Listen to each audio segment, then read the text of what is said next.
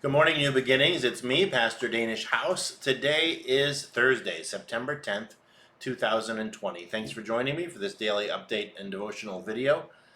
Thanks for making me part of your life today, and I'm delighted that you're part of my life as well.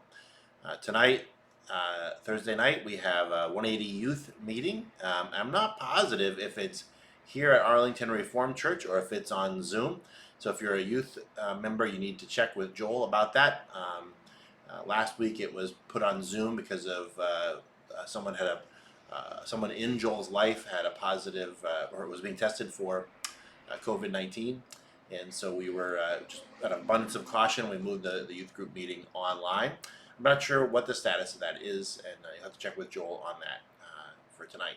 Also at 7:30 on Zoom, there's a Celebrate Recovery meeting for women, dealing with your hurts, habits, and hang-ups. It's a great place for support. If you're going through a hard time in any way, Celebrate Recovery is a great place for you to check it out. It's on Zoom. Send an email to me at church@newbeginningscma.org. I'm happy to send you an invite to that Zoom meeting. Speaking of Zoom meetings, last night we had our second End Times Bible study. It was both in person upstairs at Arlington Reformed Church and on Zoom. The in-person part went really, really well. I thought it was a great Bible study. We looked at Daniel chapter 2 and Daniel chapter 7. I thought it was very exciting. The Zoom part wasn't as great. We had some Zoom problems last night. So it's just a rule of thumb, right? You're always taking a chance using the electronic version of our services. We do our best to make them work smoothly, but there are sometimes hiccups, and last night there were some major hiccups in the Zoom meeting. I will be posting the Zoom meeting, hopefully, if I can figure out how. I'll be posting the Zoom meeting portion, which I recorded, on YouTube for you to check out if you like. But of course, you're always safer to come in person as far as keeping the Bible study part of it intact. So we've been talking this week about the kingdom of God, and on Tuesday we talked about what is the kingdom of God, that it's God's people in God's place under God's rule, right? And yesterday, Wednesday, we talked about Genesis chapter 12, verses 1 through 3, God's promise to Abram that and his covenant with Abram, that he would make of Abram a great nation, and through Abram and through the nation founded in Abram, God would bless all the nations on the earth, blessed in order to be a blessing. Today I want to take a look at the next major step in the development of the kingdom of God doctrine, and that is the covenant that God makes with and through Moses. And I want to specifically look at Exodus chapter 29, verses 42 through 46. Exodus chapter 29, verses 42 through 46. We talked about how the promised land, the land that God promised Abram and his descendants forever, the land of Palestine, land of Israel, if it's God's people in God's place under God's rule, God's place was the promised land. But also there was a narrower version of God's place, and we see that here in Exodus 29, 42 through 46. It's talking there about regular burnt offerings that will be offered, it says, at the entrance of the tent of meeting before the Lord, where I will meet with you to speak to you there. There I will meet with the people of Israel, and it shall be sanctified by my glory. I will consecrate the tent of meeting and the altar. Aaron also and his sons I will consecrate to serve me as priests. I will dwell among the people of Israel, and I will be their God. And they shall know that I am the Lord their God, who brought them out of the land of Egypt, that I might dwell among them. I am the Lord their God. We see there two answers, I think, to the God's people in God's place under God's rule framework. The first is that God's people are the people of Israel, right? I will be their God and they will be my people.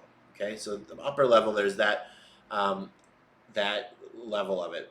So God's people are the nation of Israel. But God also consecrates to himself priests who will be his representatives standing between him and his people. So his people are Israel, and his people also are the priests, specifically.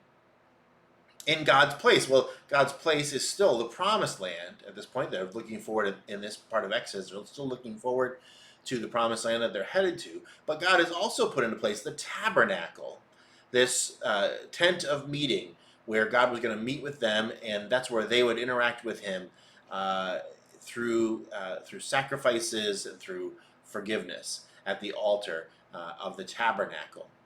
And I had a great picture of the tabernacle on the opening slide of this video. God's people in God's place, Israel, the land of Israel, and the tabernacle, under God's rule. It's still functioning under the covenant that God has made with his people Israel, in which they become his people and he becomes their God. And he emphasizes that as part of that covenant relationship, he brought them out of the land of Egypt so that he can dwell with them. The temple of God, the tabernacle of God, and the temple which replaced it later on, is sort of the seat, the throne of God's kingdom. He promises to be their people. They will be his. They will be his people. He will be their God. He'll meet with them there. And so this God's people in God's place under God's rule, people of Israel, and specifically the priests who are mediating that relationship. In God's place, Israel, but specifically the temple, and then under God's covenant, are the two major answers to God's people in God's place under God's rule during this time period.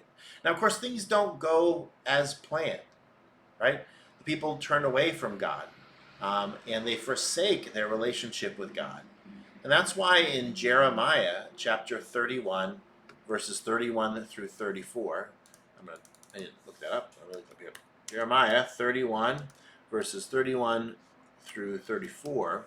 God looks forward to a new covenant that will come in the future.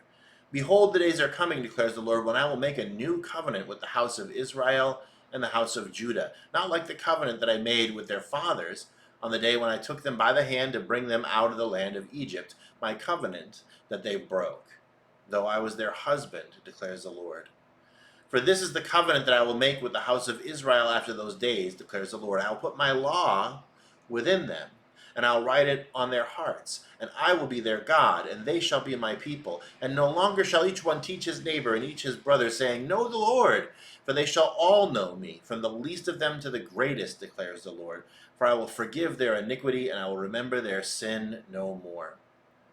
In Jeremiah 31, God is looking forward to the formation of a new covenant, a new rulership, a rulership of God where he would rule in the hearts of his people, rather than through an external covenant. It would be an internal covenant. He would put his law within them. He will write it on our hearts. And again, he will be our God, and we will be his people. And that looking forward to the new covenant, of course, is fulfilled in Jesus, who said, This cup is the new covenant in my blood. Do this in remembrance of me. As we celebrate communion at church, we celebrate the new covenant that we've been made part of. God's people in God's place under God's rule.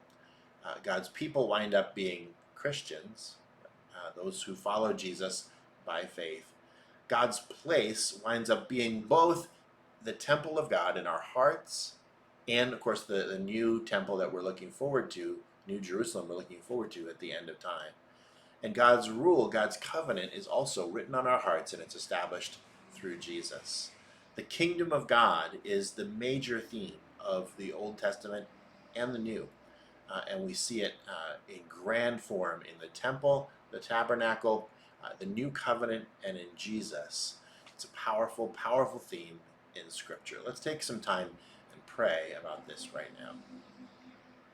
Heavenly Father, thank you for the covenant that you made with your people. Thank you that you made a covenant with your people Israel through Moses. Lord, it's tragic that that covenant was broken, that your people broke your covenant. But we thank you that when your covenant was broken, you did not give up, but that you instituted a new covenant through Jesus, by faith, a covenant that we cannot break, a covenant that's written on our hearts. God, I pray that you'd help us to be covenant people, faithful to you, with your covenant written on our hearts, Lord, in Jesus' name. Lord, I pray today for our youth group meeting tonight at 6:30. Please bless our youth. May they be encouraged and strengthened in your word and their relationship with Joel and with each other. Lord, I pray for the Celebrate Recovery for Women meeting tonight on Zoom. May they be encouraged and strengthened through your word, and may they be iron sharpening iron as they encourage one another towards love and good works and support one another in every way. Lord, we love you and we trust you and we thank you for the covenant you made with us. In Jesus' name, amen. Hey, thanks for hanging out with me today, New Beginnings. I love you. God bless you, and I look forward to talking to you again tomorrow.